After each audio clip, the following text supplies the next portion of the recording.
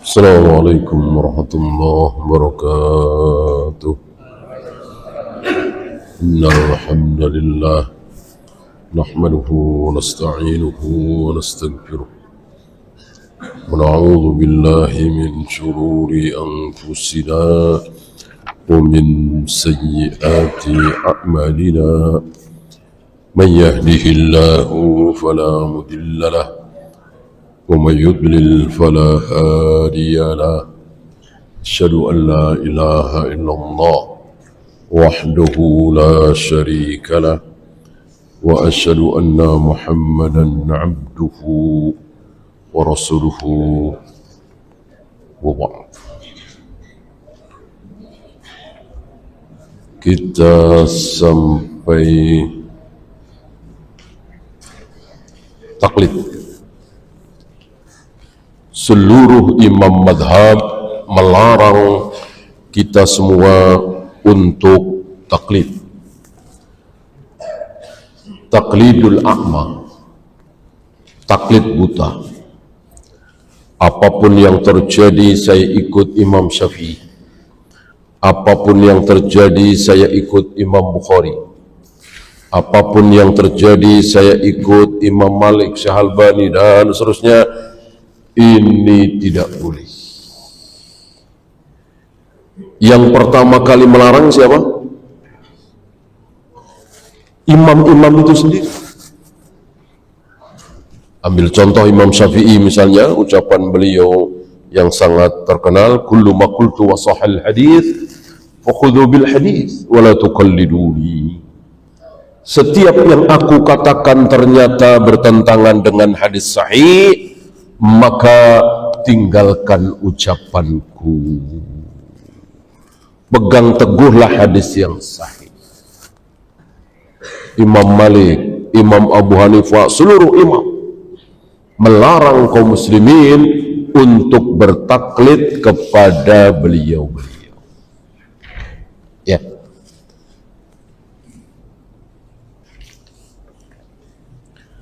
Kecuali satu dua masalah.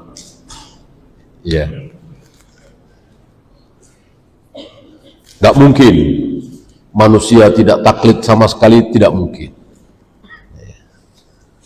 Ketika kita bertanya kepada seseorang, bolehkah ini? Oh, nggak boleh. Oh, ini kan taklid. Masa nggak boleh? Ya. Kita sikoh kepada seseorang, kita sikoh kepada guru. Apakah ini bid'ah? Oh, bid'ah itu. Oh, ya udah. Ya. Yang tercela tadi, pokoknya dari alif sampai ya, dari takbir sampai salam, seluruh urusan agama ini saya mau mengikuti imam fulan. Nah, ini yang tercela. Kenapa? Karena siapapun pasti pernah salah. Bisa benar, bisa salah. Yang tidak mungkin salah hanya Rasulullah sallallahu alaihi wasallam.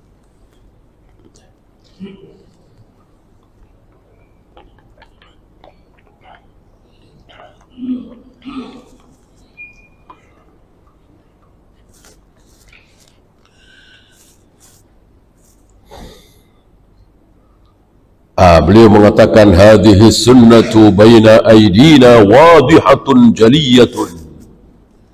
Sunnah ini di hadapan kita. Ada Sahih Bukhari, ada Sahih Muslim, ada Sunan Abu Dawud dan seterusnya. Jangan sampai itu diabaikan hanya karena seorang imam, seorang guru. Nah, ini yang banyak terjadi.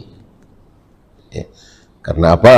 Karena kebanyakan guru-guru itu tidak membebaskan kepada muridnya. Pokoknya begini, pokoknya begini. Berbeda dengan ulama ahlus sunnah. Mana dalil? Syahalbani pernah sholat bareng dengan Abu Ishaq Al-Huwaini.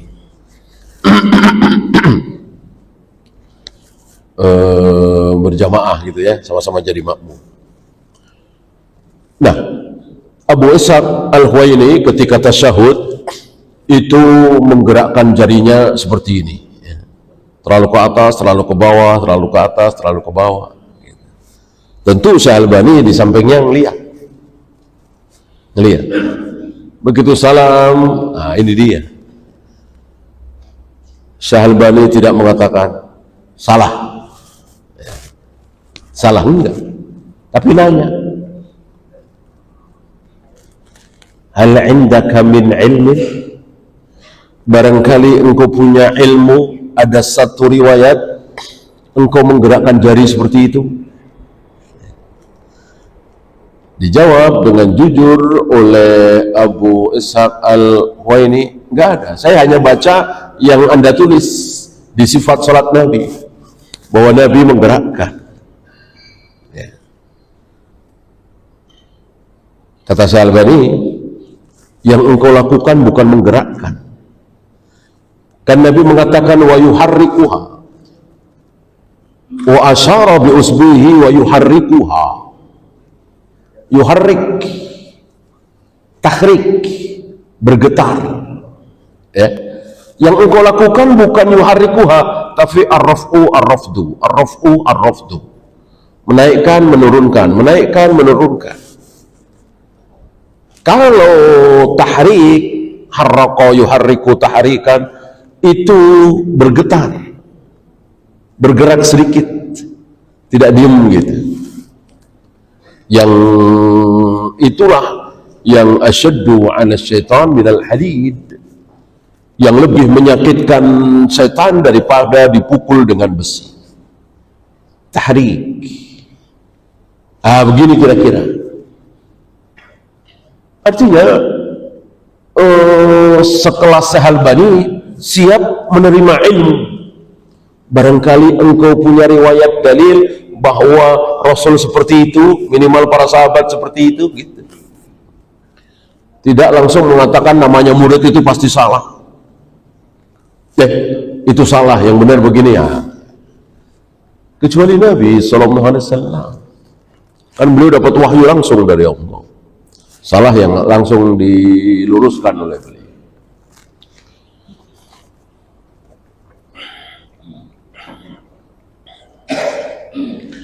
Dengan demikian murid-murid itu akan berani beda dengan gurunya kalau memang punya dalil, ya. Dan itu terjadi.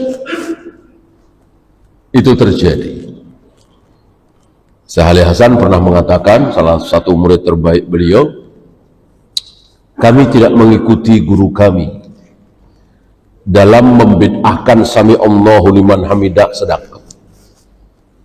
Syekh Albani kan tegas, sami Allahu liman hamidah sedekah bid'ah.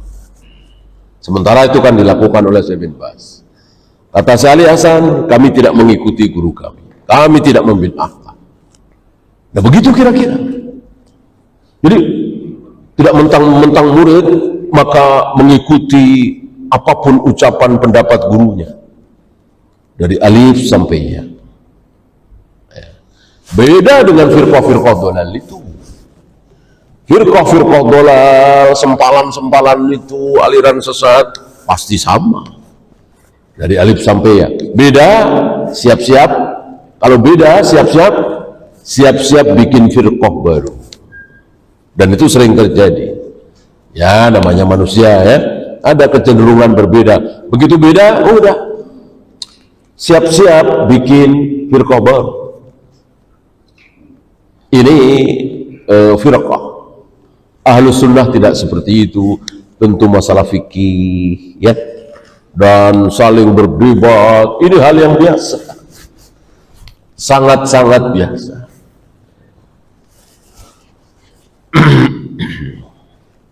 Ada seorang murid yang heran ya. Jadi waktu itu dua ulama berdebat luar biasa, sangat luar biasa.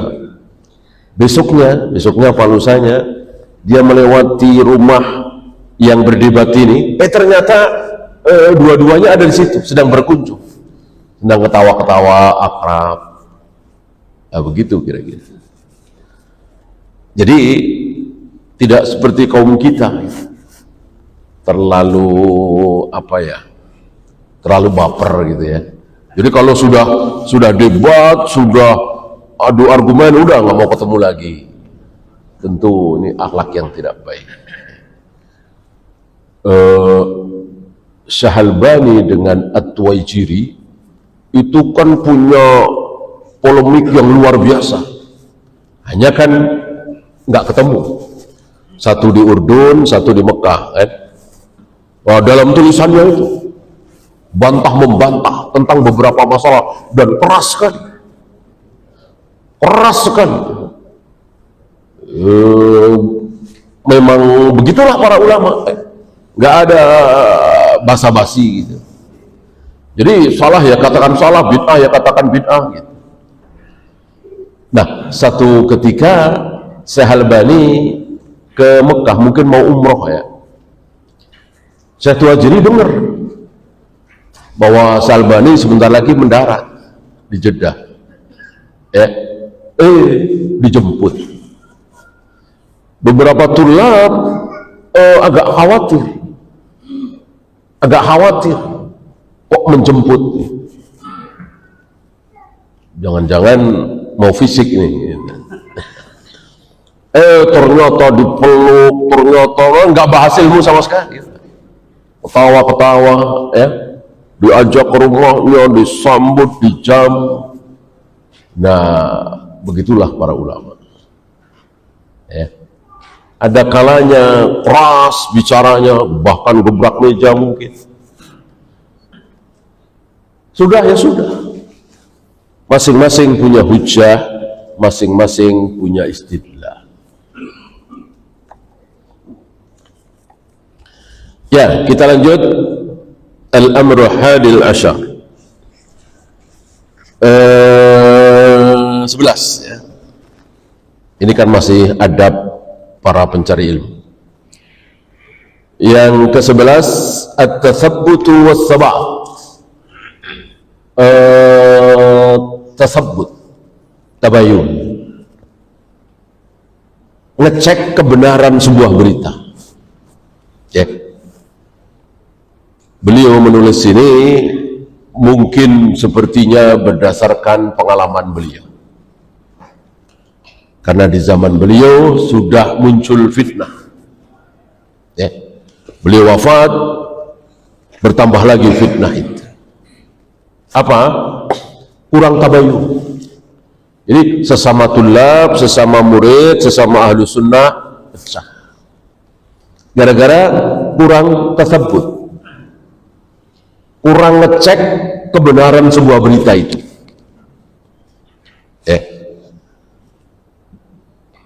Puncaknya tahun 99 atau 2000.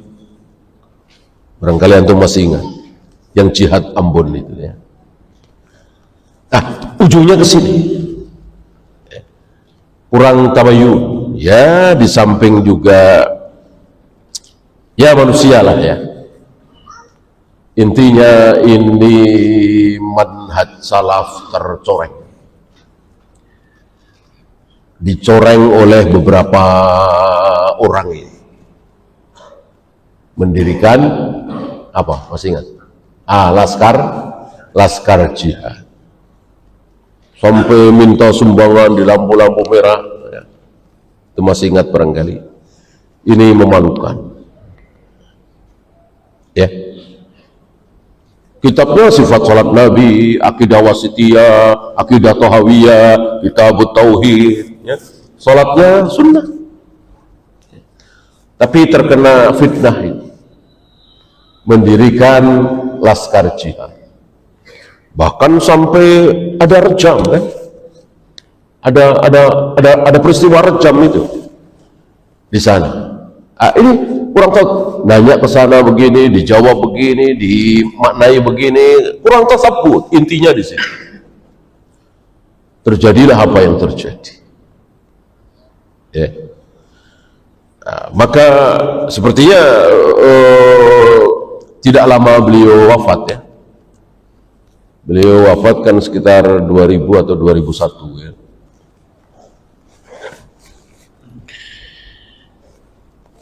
Maka beliau mengatakan di sini, wa min ahammil al-adab allati yajibu an yatahalla biha talibul ilmi at-tathabbut. Di antara adab seorang pencari ilmu bahwa dia harus menghiasi dirinya dengan tasabbut itu. Jadi jangan dengar dari muridnya begini langsung, jangan dari seorang imam langsung, tidak tasabbut. Ya. Ketika tasabbut, akhirnya tasabbut mungkin sekitar 2006, 2007 gitu ya. Ini kan patokannya Syekh Robi, gitu. Syekh Robi bolehkah jihad Ambon begini-begini? Padahal pertanyaannya ditangkap oleh Syekh Robi itu tidak seperti kenyataan. Sekedar pertanyaan, kaum muslimin dibantai, diserang oleh orang-orang Nasara, bolehkah kita bantu? Ya tentu jawabannya boleh. Pertanyaan sesederhana itu, ya, enggak dirinci. Kami merekrut pasukan, kami bikin kelompok namanya Laskar Jihad, kami pakai pakaian khusus, ya pakaiannya kan walaupun tidak dibikin seragam ya memang sudah seperti itu. Beda dengan umumnya kaum muslimin kan begitu. Nah, enggak dirinci seperti itu. Cuman pertanyaan, ya Syekh, bolehkah kita membantu saudara-saudara kita di Indonesia yang diserang, yang dibantai oleh orang-orang Nasrani? Ya tentu mudah sekali jawabannya boleh. Ya, tidak dirinci lebih lanjut. Kita sering seperti itu. Dan kadang-kadang si penanya juga sudah ngincer jawaban, ingin supaya jawabannya itu boleh, maka tidak dirinci. Kalau dirinci satu persatu begini-begini, dia tahu ini nggak boleh nih, makanya jangan dirinci. Kan nggak adil, nggak fair kan?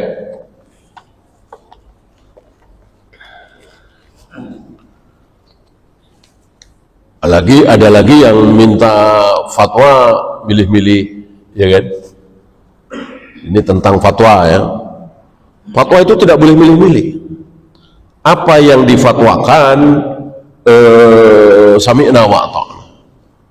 Oleh karena itu sebelum minta fatwa tentukan dulu sama siapa. Ya kalau kita orang awam taruhlah MUI misalnya ya.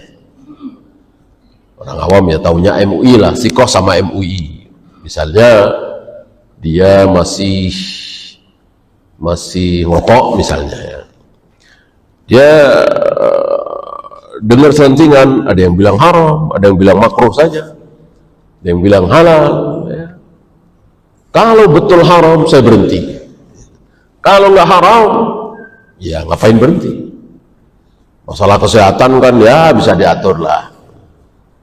Nah dia sudah kecanduan merokok, tapi kalau haram saya berhenti. Dia minta fatwa, misalnya MUI. Nah, apapun jawaban dari MUI itu dia harus sami'na wa ata'na.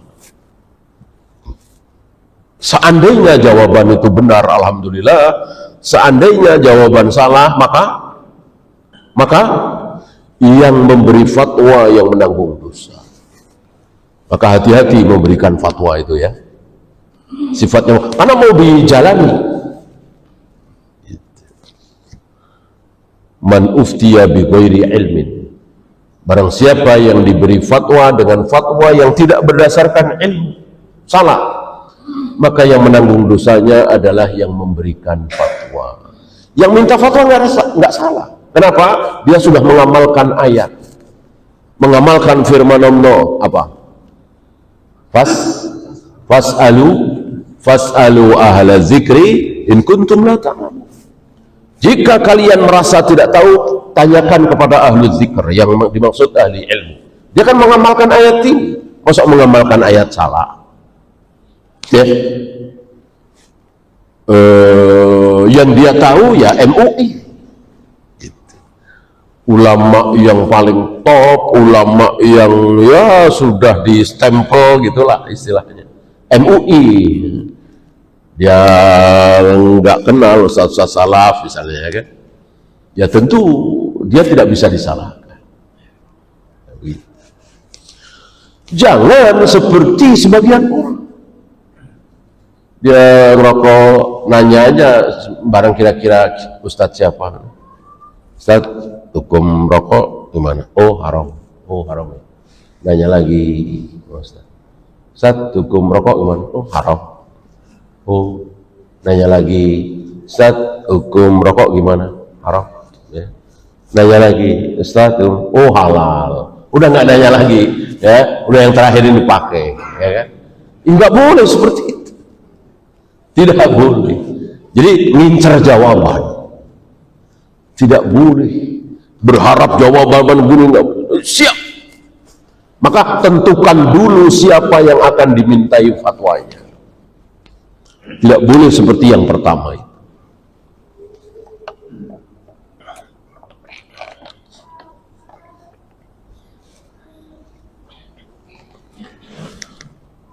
Beliau terangkan beberapa contoh ya. Sekali lagi, sepertinya beliau menulis ini di akhir-akhir beliau hidup, walaupun tidak sharih, tapi ini terjadi. Apa yang beliau bahas di sini terjadi di kalangan para tulab, akhirnya menjadi pecah.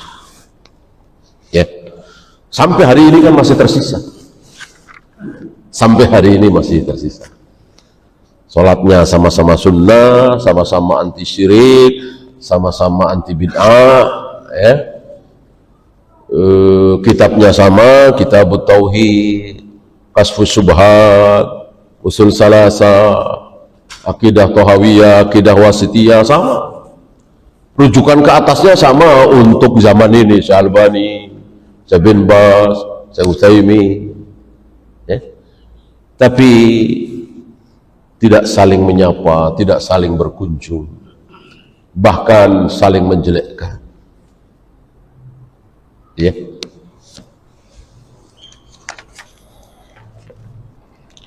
Walaupun makin sedikit ke sini, alhamdulillah ya. Nah, dalam tasabbut ini ada 3 tingkatan,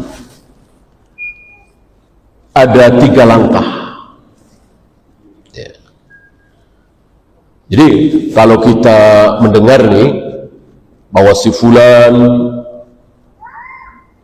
mengatakan, ini sesama salaf ya, si fulan mengatakan riba bank itu halal misalnya.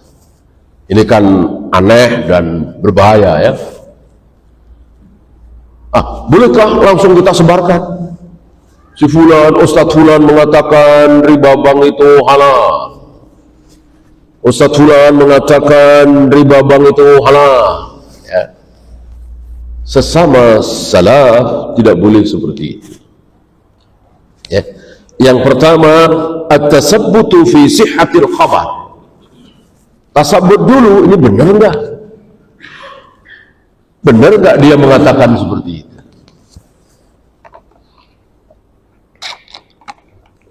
Sekarang kan mudah, ada telepon, ada WA, gitu. Yang bersangkutan benar enggak? Bisa lah, jangan langsung disebarkan. Bahaya ini. Ini yang pertama. Banyak dari kita langsung ditelah, langsung disebarkan, ini bahaya. Ini yang pertama. Yang kedua, an-nadharu fi shawabil hukmi. Lihat dia mengatakan seperti itu, kalau benar ya, misalnya tasabut tentang benar, bahwa itu benar ya. Dia mengatakan seperti itu benar, dia mengakui. Nah, apakah langsung salah ditahdzir? Nah, ada yang kedua. Ya. Yang kedua, bahas dulu. Ya. Apa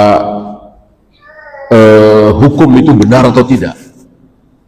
Ya. Kan tidak mentang-mentang seorang diri atau aneh itu salah. Dalam kaidah ilmu, dalam kaidah syar'i, nggak ada kaidah mayoritas pasti benar, nggak ada.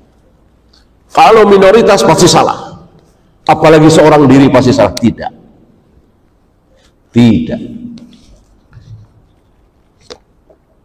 Antum masih ingat di zaman Imam Bukhari? Di zaman Imam Bukhari hampir seluruh ulama berpendapat bahwa orang tua memberikan hadiah hibah kepada anaknya sementara anak yang lain tidak dikasih, boleh. Karena itu uang dia, harta dia, punya orang tua, mau dikasih siapapun ya terserah. Yang ini dikasih, yang ini tidak, terserah. Jadi disamakan antara anak dengan tetangga, teman. Ya kalau masalah teman jelas ya. Kita ngasih ke teman, yang lain nggak kita kasih, tentu nggak masalah. Ini anak. Bukhari lah seorang diri atau mungkin minoritas ya yang mengatakan nggak boleh. Ya. Apakah dengan demikian Bukhari pasti salah, mayoritas pasti benar? Enggak. Dalam hal ini Bukhari tidak asal ngomong, bawa dalil. Nu'man bin Bishr, di mana Bishr memberikan sebidang tanah kepada Nu'man anaknya, sementara anak yang lain tidak diberi.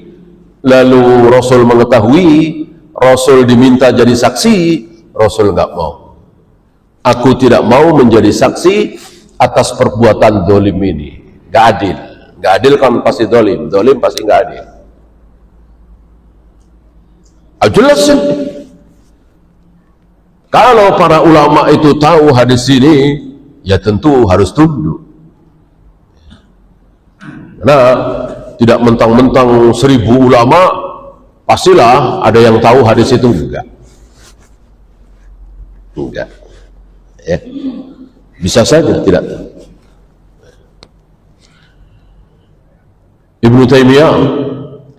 Ibnu Taimiyah itu berbeda dengan 4 imam madhab. Waktu itu 4 imam madhab berpendapat bahwa talak 3 yang dijatuhkan sekaligus, aku talak engkau, aku talak engkau, aku talak engkau, atau aku talak engkau talak 3, maka jatuh talak 3. Ini 4 imam madhab. Dari Hanafi, Maliki, Syafi'i, Hambali sepakat. Syekhul Islam tidak takut. Beliau mengatakan, aku hanya takut menyelisihi Allah dan Rasulnya. Ijma sahabat tentu. Adapun menyelisihi 4 imam madhab, gak harus takut. Beliau seorang diri mengatakan, tentu 4 imam madhab sudah meninggal ya. Tidak sezaman kan beliau dengan 4 imam madhab. 4 imam madhab ini juga tidak semuanya sezaman ya. Ya seperti Abu Hanifah dengan Imam Syafi'i kan tidak bertemu. Bahkan tahun di mana Abu Hanifah, Imam Hanafi wafat, tahun itulah Imam Syafi'i lahir.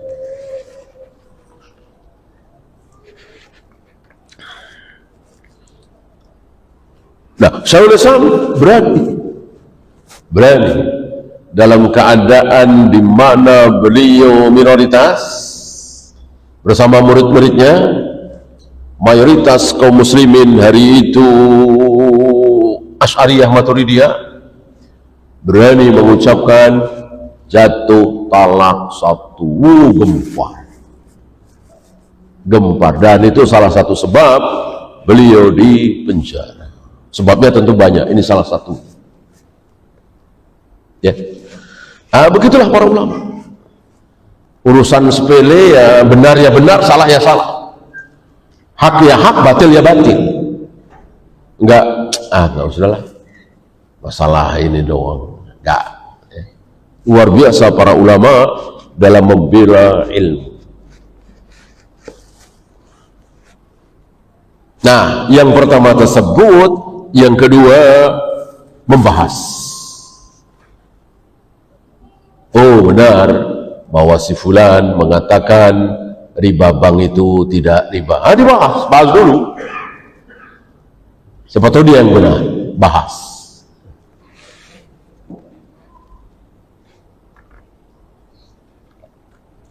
Fa in kana shawaban fa ayyidhu wa dafi' anhu.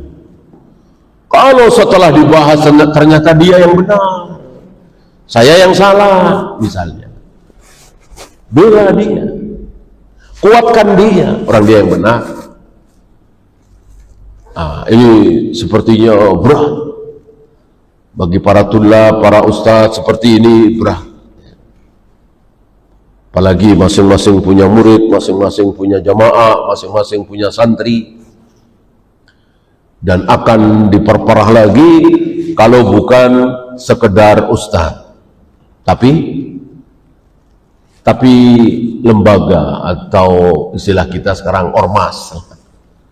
Jadi dibikin satu lembaga, satu ormas. Ini dari atas sampai bawah harus sama semua. Berbeda, ya jangan masuk ormas ini. Ini ormas Islam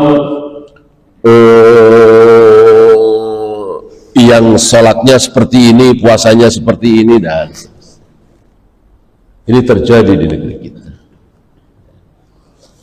Kalau beda, ya siap-siap keluar. Sementara Syekh Albani dengan murid-muridnya langsung saja ada beberapa perbedaan. Salah satunya tadi membid'ahkan sami Allahu liman hamidah sedekah.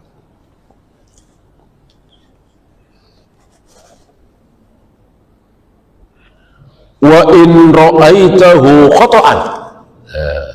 Tapi jika engkau lihat, membahas, diskusi, ternyata dia salah, yang benar kita, maka tempuhlah jalan ketiga. Apa? Al-ittisalu biman nusiba ilaihi limunaqashatihi fi. Datangi, nasihati, ya, agar dia kembali kepada kebenaran. Jangan langsung ditinggalkan, langsung disampaikan ke sana kemari. Ya. Ini bagi orang yang berharap kebaikan.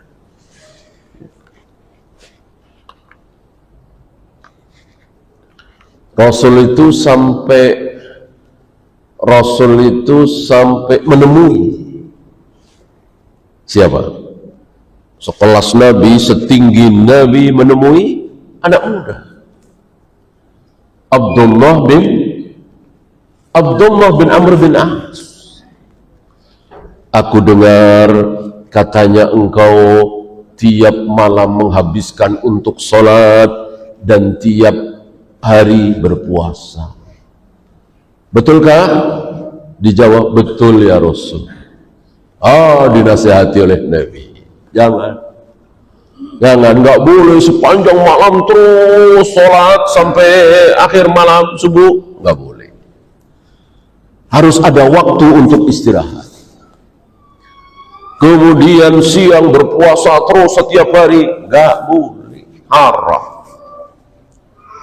Ya, cukup engkau berpuasa tiga hari, sebulan 3 hari. Abdullah bin Amr bin As mengatakan, aku sanggup lebih dari itu ya Rasul. Ditambah lagi. Aku sanggup lebih dari itu ya Rasul. Ditambah lagi. Aku sanggup lebih dari itu ya Rasul. Ditambah lagi sampai puncaknya apa? Sehari puasa, sehari tidak. Sehari puasa, sehari tidak.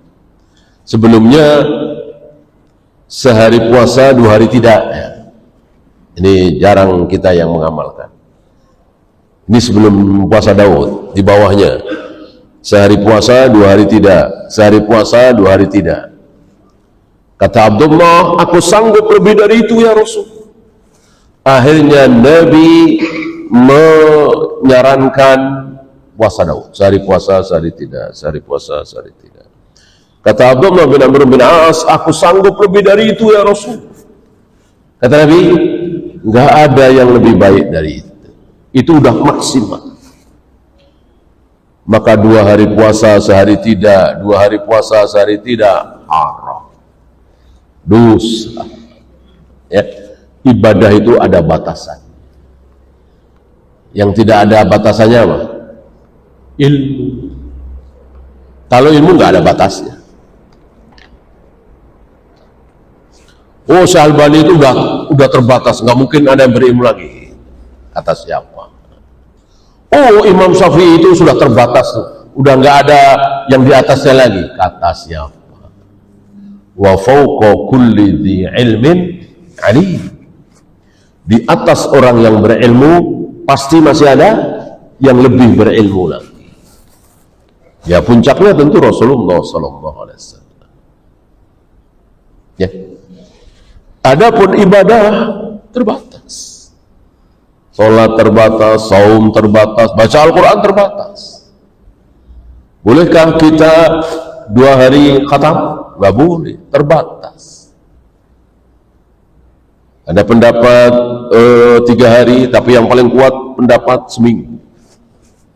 Seminggu mengkhatamkan Al-Quran itu udah paling cepat. Kalau 6 hari, 5 hari, berarti ada sesuatu yang dia langgar. Kalau makhrajnya benar, tajwidnya benar, panjang pendeknya benar, sesuai dengan apa yang diajarkan oleh Nabi SAW, maka paling cepat seminggu.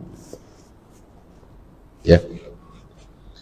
Sementara kita sering dengar hayalan orang-orang, guru kami kalau sholat tahajud semalam bisa khatam 7 kali.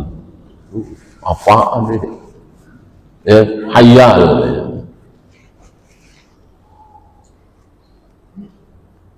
Rasulullah Isra Mi'raj kan sekali, guru kami 7 kali. Hayal.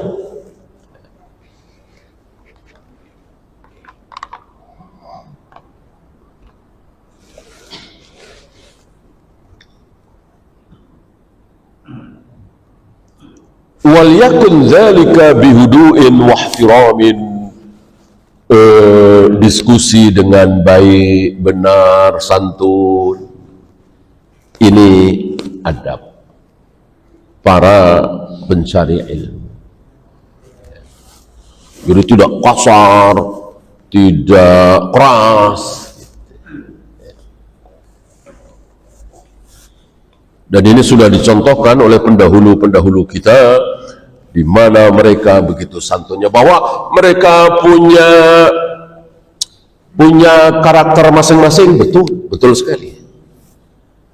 Betul sekali. Ambil contoh misalnya Bukhari dengan Ibnu Madini, atau dengan Syekhul Islam, beda. Syekhul Islam terkenal orangnya meledak-ledak. Gitu. Pemberani luar biasa. Bukhari lembut. Ya, masing-masing punya karakter, ya kayak kita lah bergaul sehari-hari. Ada yang kalau ngomong meledak-ledak, keras gitu, belak-belakan. Ada yang ya pelan. Begitu pula para ulama. Yang terkenal paling lembut itu Imam Bukhari. Maka paling banter beliau mengatakan fihi syai'. Kok sampai hari ini kan terkenal ucapan ini, fihi syai'. dalam dirinya ada sesuatu. Ini kan lembut sekali. Wah, pendusta, begini mana? Fihi syai'. Ada sesuatu dalam dirinya. Semenjak itu terkena. Ketika ada seorang ulama mengatakan fihi syai', berarti bermasalah. Ini Imam Bukhari banyak mengucapkan kalimat itu. Berbeda dengan gurunya Ali bin Madini. Ali bin Madini itu terkenal sebagai seorang ulama yang pelit sekali memuji orang. Gitu ya. Kalau menjarah, emang kerjaan beliau. Jangan dengerin, dia lemah hafalannya. Jangan dia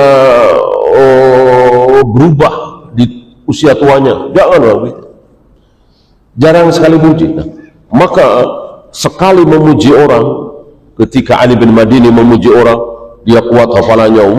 Cepat-cepat murid-muridnya menulis. Berarti nggak main-main. Karena jarang-jarang seperti itu. Begitulah para ulama. Masing-masing punya pembawaan masing-masing, karakter masing-masing. Adapun semuanya santun, sopan, tidak kasar.